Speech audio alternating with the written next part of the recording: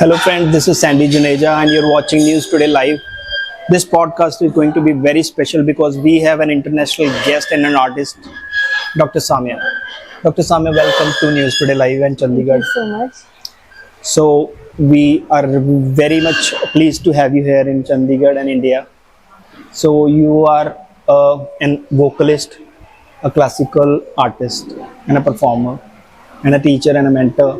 What should I say? So Thank you. tell us something about the classical journey you have. Well, it's hard to know where to start. It's a long journey. First of all, I need to begin with saying it's always with blessings of my gurus. My Guru Ma, Vidushi, Padma Shri Vidushi Sumitra Guhad of the Kirana Gharana. I've been her disciple since 2000, and before that I'm originally from Bangladesh. My Guruji is from Bangladesh, my first Guru, Sri Tapun Buddha. Okay. So I feel I've been extremely lucky to have the guidance and the knowledge being given of the Hindustani music from my Guru. So you are a Bangladeshi, and how come like your guru being an Indian? Though you wanted to be an Indian classical singer, you wanted to learn Indian classical, Hindustani classical, what you told me. Well, actually, Hindustani classical music is for the entire subcontinent. It is practiced not only in India, because in Bangladesh also. Okay.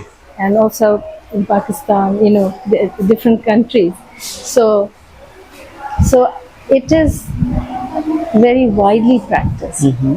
So I started learning Hindustani music in Bangladesh. And then in the mid 80s, moving forward, when I moved to India in 2000, Okay. with my Guruji's blessing, Okay. he said, you are in the birthplace of This Hindustani music. classical, yeah. So he blessed me, said, you need to find your next Guru. Okay. So that, because from far away I can't teach you. Mm-hmm. But I've tried to teach you as much as I can. Now you need to find someone to hold your hand and take you forward. So that's how the journey began. And there's a very lovely story to it. Mm-hmm. That I met Guruma's Guruji, Pandit A. Kanan and Malvika Kananji in South Africa. We were living there at that time. And it so happened I met them there. Okay. And it was the time when we were about to move to India. And he immediately advised me that don't go looking for who I'm going to learn from. Simply go to my very dear disciple, Sumitra. She will take very good care of you. Okay. So That's how then you're I joined her. So you said that classical music has no boundaries. Actually, it's widely spread. Indian classical is widely spread. So it is the basic root of the Gharana you've learned. Yeah. Kirana Gharana is based out of UP, Uttar Pradesh. As much as I know.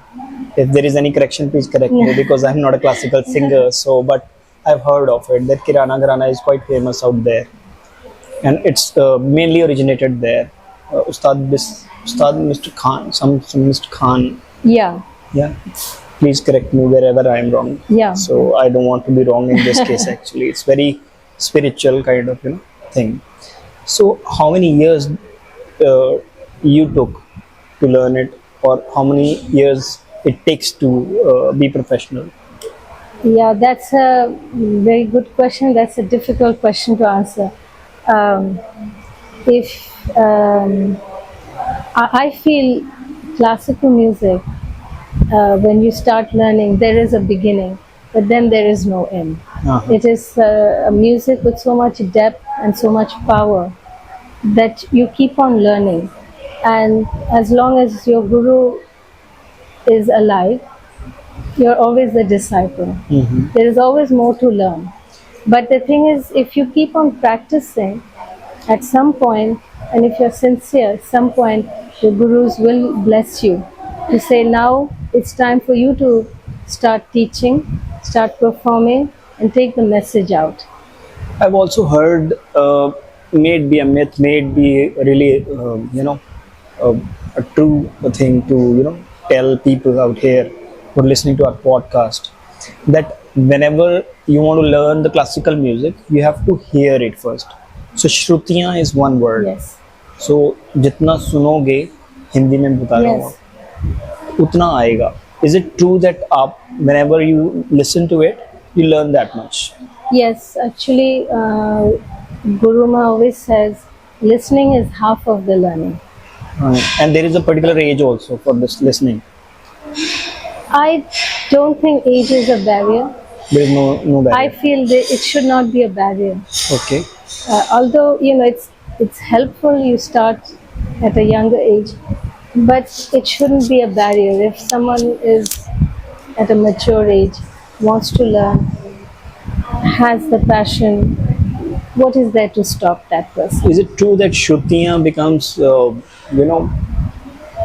concrete, or say they hardened up when you learn it in the beginning only, when you start it at the early age, and when you grow up, if you start learning classical music, it becomes more complicated. Then you've already said. You mean gets harder? It's very complicated. It's harder to learn at an age like Yeah. where your Shrutiyan becomes diminished. I suppose the thing is maybe you have absorbed many other sounds, many other kind of music, Okay. so it's embedded in you, and then you're having to, I won't say unlearn, but kind of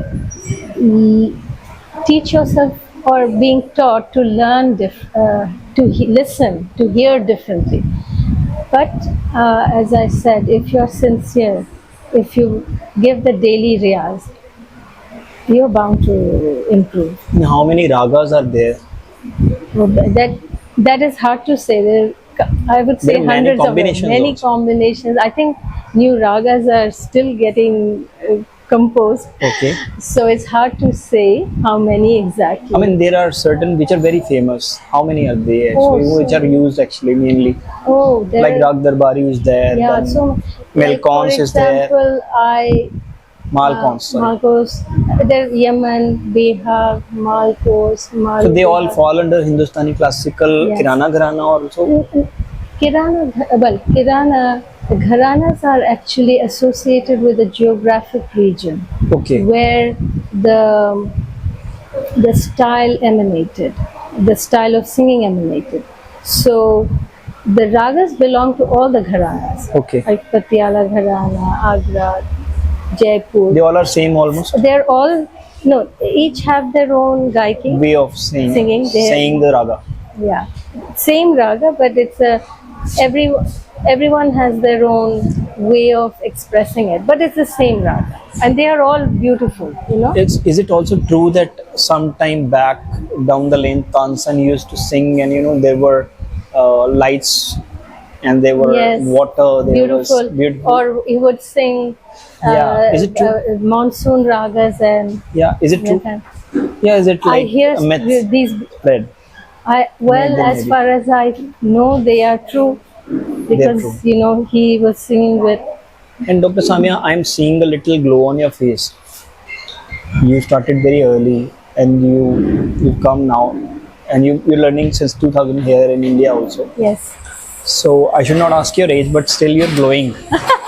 So is it because of the ragas? Is it because of the classical music you've learned? I've heard that this also gives you immense energy within. That's a very kind of you to say that, Monsieur Globe. I don't know about that, but I feel a sense of peace. Sense of peace. Peace. So that also reflects in your saying also. Yes, Like because you you're every day you're practicing 2-3 hours, and as if you are.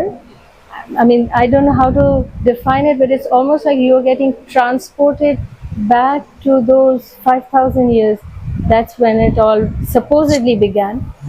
So almost like you're time traveling Yeah, back 5,000 and then coming back. So it's an experience. It's an experience. And Dr. Samia, I want to ask you one more thing that, uh, I mean, some young, budding artists might have been listening to you also. They want to be professional. They want to, open up their throat. What do you say? So, what should they riyaz? What should they practice? If it's Khamas or what? no, raga, they whatever raga their guru is teaching, that is between the student and the And guru. the teacher. For example, they're learning Rag Yaman. All the ragas are beautiful. So, for example, maybe they're learning Yaman or they're learning Rupali, whatever their teacher has teaching them. But the main thing is, are they practicing every day? Every day. And what Guru Ma always says, standing note. Just Sargam. just stand, just hold the note. Speed will come, but first get your shruti Okay. corrected. So hold the sa for as long as you can hold your breath. Slow motion. Practice slow motion, then slowly the speed will come. And she says a beautiful thing like, don't worry about how much speed I'm singing in. If it happens, it will happen naturally. But most important is to sing in perfect shruti. And is it true also that when you start learning slow, then you can go on to higher notes as well? Yes. Is it true? And also it's important to sing in all 3 octaves. Mandra Saptak, which is the low octave. Then of course main octave is there. The Mandra Saptak practice actually helps the voice to get more and more flexible, so you're able to sing the high octave notes spontaneously. Okay.